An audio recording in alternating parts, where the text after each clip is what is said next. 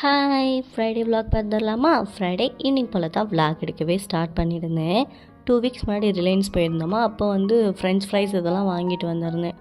அது இருந்ததுமே மறந்து போயிட்டு இன்றைக்கி ஃப்ரிட்ஜுக்குள்ளே இருந்துச்சா, சரி அதை வச்சு இன்றைக்கி ஏதாவது ஸ்நாக்ஸ் பண்ணிடலாம் அப்படின்னு சொல்லி தான் ரெடி பண்ணிகிட்டு இருந்தேன். கிச்சன் கவுண்டர் டாப்லாம் கொஞ்சம் க்ளீன் பண்ண வேலை இருந்துச்சு, அதெல்லாம் முடிச்சுட்டு தான் பண்ணியிருந்தேன். ஃப்ரெஞ்ச் ஃப்ரைஸை வச்சு இப்படி கூட பண்ணலாமா அப்படின்னு சொல்லிட்டு எனக்கு இன்றைக்கி தாங்க தெரியும். முதலெல்லாம் சும்மா தான் பொரித்து சாப்பிடுவோம், அதில் உப்பு இருக்காது, எதுவும் இருக்காது. நம்ம மேலே போட்டு சாட்டே பண்ணாலும் அதில் அவ்வளோவா உப்பு பிடிக்கவே பிடிக்காதா. சரி இப்படியே சாப்பிட்டு போர் அடிச்சு போச்சுன்னு இன்றைக்கி புதுசாக ட்ரை பண்ணியிருந்தேன். நான் எந்த வீடியோ பார்த்தும் பண்ணலை, நானாக தான் செஞ்சுருந்தேன். நீங்கள் எல்லாருமே கண்டிப்பாக ஒரு தடவை செஞ்சு பாருங்கள். இது சாப்பிட்றதுக்கு உண்மைக்கு அவ்வளோ சூப்பராக இருந்துச்சு. எப்படி செய்கிறதுன்னு பார்த்துலாமா?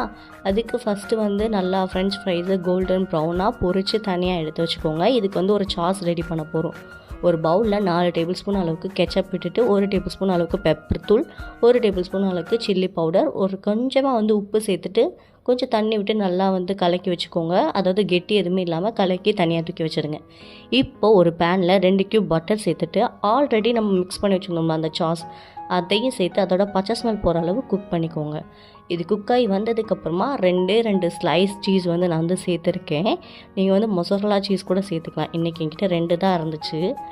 இன்னுமே நிறையா போட்டாலுமே சூப்பராக இருக்கும்.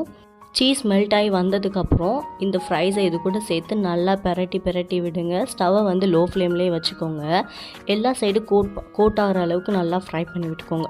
உங்கள்கிட்ட சில்லி ஃப்ளேக்ஸ், ஆர்கானோஸ் எந்த டாப்பிங்ஸ் இருந்தாலும் நீங்கள் இது மேலே போட்டுக்கலாம். சாப்பிட்றதுக்கு உண்மைக்கு அவ்வளோ சூப்பராக இருந்துச்சு.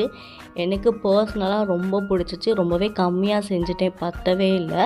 கூடவே கொஞ்சம் சிக்கன் கட்லெட்டும் பண்ணியிருந்தேன். அதை வீடியோ எடுக்கலை. முதல் நாள் தான் சிக்கன் கட்லெட் பண்ணியிருந்தேன். சரி இன்றைக்கும் என் ஹஸ்பண்ட் வேணும் அப்படின்னு சொன்னதுனால தான் செஞ்சுருந்தேன். அதனால தான் வீடியோ எடுக்காமல் விட்டுட்டேன். இந்த மாதிரி vlogs பார்க்கணுன்னா நீங்கள் மறக்காமல் நம்ம சேனலை சப்ஸ்கிரைப் பண்ணிட்டு அந்த பெல் ஐக்கானே கிளிக் பண்ணிடுங்க. இந்த வீடியோ பிடிச்சிச்சுன்னா இந்த வீடியோக்கு ஒரு லைக்கையும் போட்டுருங்க.